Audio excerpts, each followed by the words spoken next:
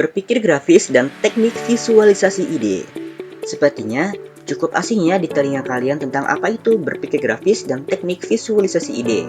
Biar nggak penasaran, tonton video ini sampai selesai ya, biar kalian paham dan makin banyak ilmu. Sebelum kita mulai, kita harus tahu terlebih dahulu nih tujuannya, yaitu setelah menonton video ini, kalian diharapkan dapat menjelaskan tentang konsep berpikir grafis dan teknik visualisasi ide dengan baik. Berpikir grafis.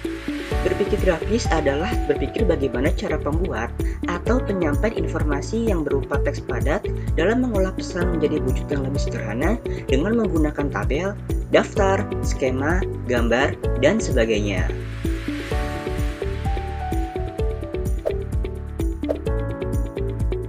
Nah, berikut ini merupakan ragam media grafis. Grafik. Media grafik pada umumnya digunakan untuk memberikan penjelasan tentang data numerik.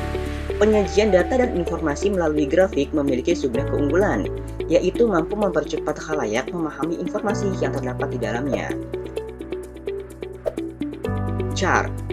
Chart merupakan bentuk media grafis yang digunakan untuk menayangkan informasi tentang tahap-tahap dalam sebuah proses atau prosedur. Diagram. Diagram adalah media grafis yang menggambarkan saling keterkaitan antar komponen yang ada dalam sebuah kesatuan atau sistem.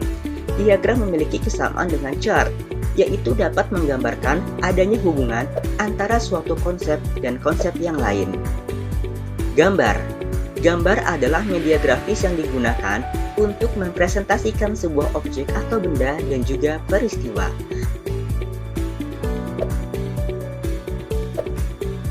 Foto. Media foto mampu digunakan untuk memperlihatkan objek dan peristiwa secara lebih realistik daripada medium gambar dan sketsa. Kartun. Kartun seringkali digunakan untuk mengungkapkan objek dan peristiwa dengan cara yang lucu, tanpa mengurangi maksud dan tujuan dari informasi yang ingin disampaikan. Menyajikan suatu ide. Ide dapat disajikan dengan beberapa cara berikut ini. Bentuk prosa,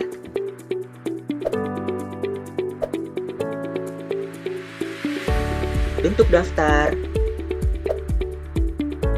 bentuk tabel, dan bentuk skema pohon. Teknik visualisasi ide.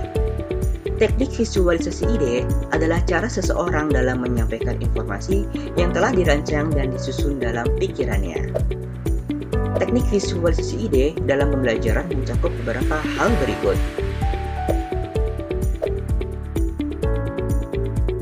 Yang pertama adalah perencanaan proses pembelajaran. Sebelum memulai proses belajar mengajar, seorang guru atau instruktur membuat perencanaan terlebih dahulu.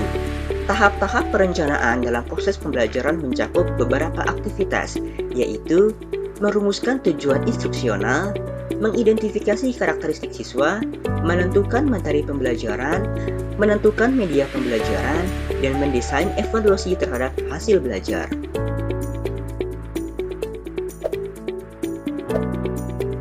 Yang kedua adalah proses visualisasi. Pada dasarnya ada dua tahap penting yang perlu diperhatikan dalam mendesain ilustrasi visual untuk proses belajar mengajar, yaitu menentukan dan memilih materi belajar yang akan diajarkan dan menentukan media pembelajaran yang akan digunakan. Yang ketiga adalah langkah-langkah dalam proses visualisasi. Langkah pertama adalah merumuskan informasi verbal yang akan divisualisasikan. Jika guru atau instruktur telah memperoleh materi yang akan diajarkan, maka langkah pertama yang perlu dilakukan adalah merumuskan materi tertulis tersebut dalam bentuk unit-unit kecil informasi atau pengetahuan. Langkah kedua adalah menyederhanakan informasi verbal. Setelah merumuskan informasi verbal yang akan dijadikan bahan pembelajaran, maka langkah selanjutnya adalah membuat penyederhanaan terhadap informasi verbal tersebut. Yang ketiga adalah membuat sketsa atau RUH. Dengan menyederhanakan informasi, berarti guru atau instruktur belajar dari informasi tersebut. Langkah selanjutnya yang perlu dilakukan adalah membuat sketsa yang biasa disebut dengan RUH.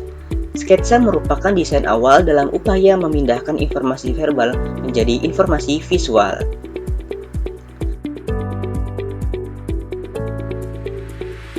Langkah keempat adalah memindahkan bentuk sketsa ke dalam desain yang komprehensif atau lengkap.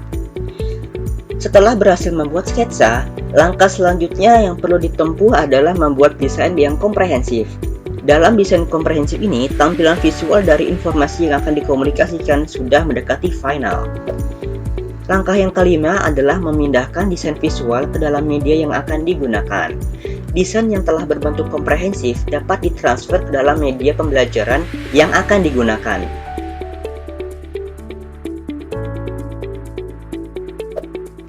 Nah, sekian pembahasan tentang berpikir grafis dan teknik visualisasi ide. Bagaimana? Kalian sudah paham belum? Semoga bermanfaat ya.